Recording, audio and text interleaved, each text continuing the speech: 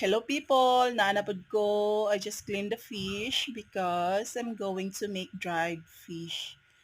And that's how I clean it. I just cut the sides, both sides of the fish. And then that's how plenty fish I have to clean that time. As you can see, I use that scissor to cut that both sides of the fish before I have to clean up the skin. And then I'm going to cut that one like butterfly cut, like that.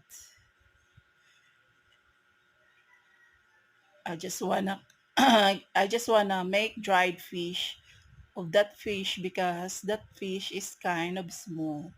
And that's how it looks now. That's a butterfly cut. And then I'm going to clean the fish intestine like that. And sit aside.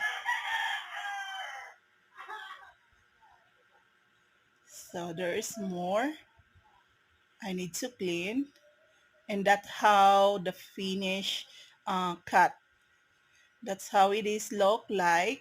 And I just added salt, ginger, and vinegar. And that's the finish. I have to soak that one in the heat of the sun. Thank you for watching. Don't forget to subscribe, people. God bless.